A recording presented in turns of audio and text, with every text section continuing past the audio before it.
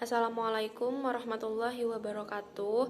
Kepada yang terhormat Bapak Dr. Abdul Wadud Nafis, LCMEI, selaku dosen pengampu mata kuliah Ekonomi Makro Islam. Perkenalkan, nama saya I'anatul Irwana, NIM 2041050200022, Program Studi Ekonomi Syariah. Di sini saya akan mereview 3 video materi yang telah diberikan oleh Bapak Dr. Abdul Wadud Nafis, LCMEI, guna memenuhi tugas ujian tengah semester. Yang pertama, pengantar ilmu ekonomi makro. Pada video beliau mengenai pengantar ilmu ekonomi makro, beliau menjelaskan bahwa ekonomi berasal dari bahasa Yunani, yaitu oikos yang artinya rumah dan nomos yang artinya tatanan, aturan, dan hukum. Menurut Adam Smith, ilmu ekonomi merupakan sebuah cabang ilmu yang membahas dan mempelajari tentang tingkah laku manusia dalam usahanya untuk mengalokasikan atau mengubah segala sumber daya yang memiliki batasan penggunaan untuk mencapai sebuah tujuan tertentu. Ilmu ekonomi dibagi menjadi 3 bagian, yaitu yang pertama, ilmu ekonomi deskriptif, yaitu kajian yang memaparkan secara apa adanya tentang kehidupan ekonomi suatu daerah atau negara pada suatu masa tertentu. Yang kedua, ilmu ekonomi terapan, yaitu cabang ilmu ekonomi yang membahas secara khusus tentang penerapan teori ekonomi dalam suatu rumah tangga produksi.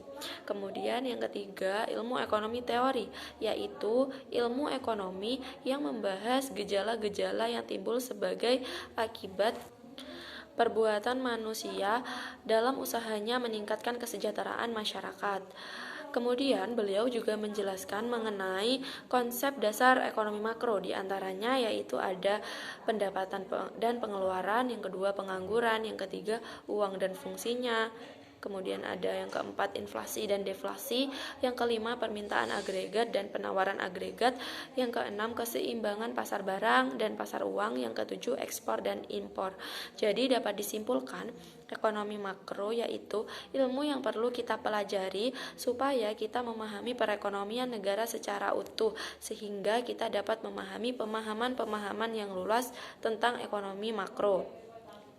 Video dari Bapak Dr. Abdul Wadud Nafis LCMEI ini mengenai ilmu ekonomi makro sangat penting untuk kita pelajari, karena kegiatan ekonomi makro itu cenderung berdampak pada populasi yang luas daripada hanya beberapa individu, dan prinsip-prinsip ekonomi makro itu berdampak langsung pada hampir setiap bidang kehidupan, antara lain mempengaruhi pekerjaan, ketersediaan barang dan jasa, dan cara berinteraksi satu sama lain. Kemudian yang kedua, pengangguran dalam perspektif Islam. Dalam video pengangguran dalam perspektif Islam, Bapak Dr. Abdul Wadud Nafis LCMEI menjelaskan bahwa pengangguran adalah orang yang masuk dalam angkatan kerja atau usia 15 sampai 64 tahun yang sedang mencari pekerjaan dan belum mendapatkannya. Kemudian beliau menjelaskan mengenai macam-macam pengangguran, jenis pengangguran, dampak pengangguran, penyebab dan cara mengatasi pengangguran. Dari penjelasan beliau, dampak pengangguran antara lain, yang pertama menurunkan pendapatan per kapita dan pertumbuhan ekonomi. Yang kedua, terjadinya kemiskinan. Yang ketiga, upah yang rendah.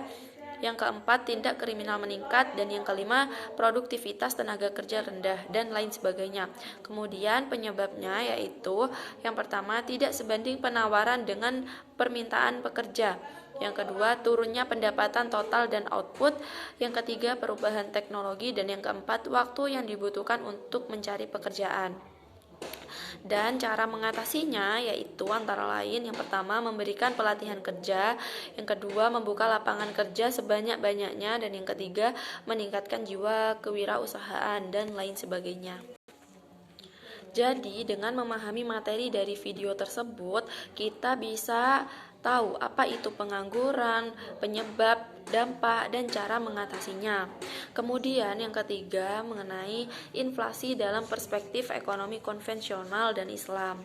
Dalam video tersebut, Bapak Dr. Abdul Wadud Nafis LC.MEI menjelaskan bahwa yang dimaksud inflasi adalah kecenderungan naiknya harga secara umum dan terus-menerus dalam waktu dan tempat tertentu. Beliau juga menjelaskan macam-macam inflasi, sebab-sebab inflasi, pembagian inflasi, dan dampak inflasi dalam perspektif ekonomi Islam. Nah, dari materi yang beliau paparkan, kita dapat mengetahui macam-macam inflasi, yaitu yang pertama berdasarkan sifatnya, ada inflasi merayap, inflasi menengah, dan inflasi tinggi. Yang kedua berdasarkan penyebab dari inflasi, ada inflasi permintaan. Inflasi ini timbul karena permintaan masyarakat akan berbagai macam barang terlalu kuat. Kemudian yang kedua ada inflasi penawaran. Inflasi ini timbul karena kenaikan biaya produksi atau berkurangnya penawaran agregatif. Kemudian yang ketiga berdasarkan asal dari inflasi, ada inflasi yang berasal dari dalam negeri, ada juga inflasi yang berasal dari luar negeri. Kemudian sebab-sebab inflasi. Yang pertama inflasi permintaan. Inflasi ini dapat terjadi melalui inflasi permintaan. Permintaan akan barang oleh masyarakat yang berlebihan.